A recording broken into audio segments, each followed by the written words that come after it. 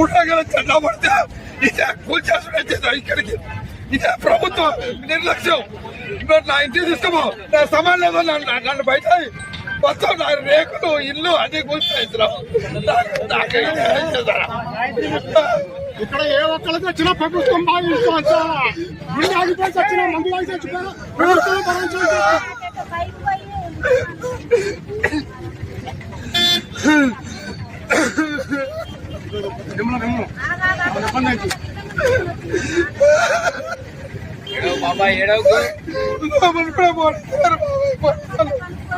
లోపల కూడా పడేట నా భార్య క్యాన్సర్ చిన్న పిల్లగాడు జీవితంలో ఒక తేడా లేదు.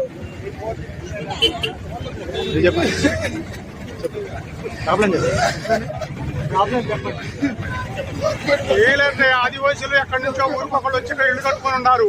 ఆ భూమి కూడా గవర్నమెంట్ కాదు, భూతండల భూమి. ఆ భూమి మీద పేద ప్రజలు 10 సంవత్సరాల నుంచి కొద్దిపాటి గుడిసెలు వేసుకొని జీవిస్తున్నారు. ఆడవాళ్ళు పెళ్లిలో పని చేసుకొని మగవాళ్ళు సుధారిపోయి ఇక్కడ కాలం గడుపుతున్నారు. ఇది కనీసానికి మంత్రులకి అందరికీ తెలుసు. వాళ్ళు కావాలని ఇప్పుడు ఈ టైంలో వీళ్ళని దిగడానికి వాళ్ళు సిద్ధమయ్యారు. ఇది కరెక్ట్ అయిన పొజిషన్ కాదు. రేపు లేబర్తో వాళ్ళకి పనులు ఉంటాయి. దయచేసి వాళ్ళని లేబర్ సహకరించాలని చెప్పి ఈ మంత్రులు కోరుతున్నాం. ఖమ్మం జిల్లా మంత్రులు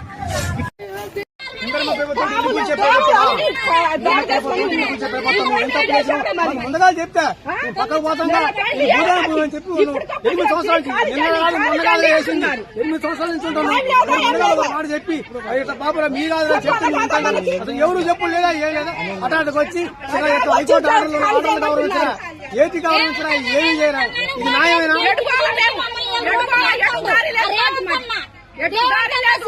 వీళ్ళందరూ అన్నా అన్నా అని ఓటేయబట్టి ఓటేసి గెలిపించిన మిద్దెల మీద కూర్చోబెడితే పరిస్థితి తీసుకొచ్చాను మమ్మల్ని.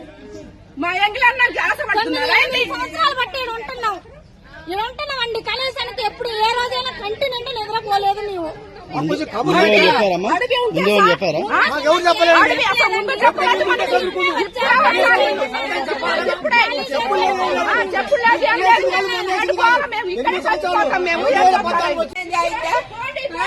ఇప్పుడు కష్టపడి కట్టుకున్నాం. బ్యాంకు కాడి నుంచి 2 గుట్టలు సన్న, ఇప్పుడు ఇది 3వ మేము కట్టుకోవటం. నెల నుంచి పనులు లేకోకుండా ఏం లేకోకుండా ఈయన సాయం చేస్తాడని ఈయనకి డబ్బు లేకుండా ఓటెత్తి అన్యాయం చేసి ఎవరికేసారమ్మా? ఎవరికేసారు? ఎవరికైతే జగన్ రేవంత్ రెడ్డి గెలవాలనే రూపాయి లేకోకుండా గెలిపించినాం. ఒకసారి ఆయన కొంచెం సాయం చేస్తాడని. కరెంటు సంవత్సరం నుంచి లేదు, నీళ్లు లేవు, నిప్పులు లేవు, కడుపుతా ఉన్న పిల్లలు అన్ని. నెల నుంచి పోలీసు వాళ్ళు వచ్చినా కూడా ఒకరోజు తిని ఒకరోజు తినకుండా ఉన్నాం సార్.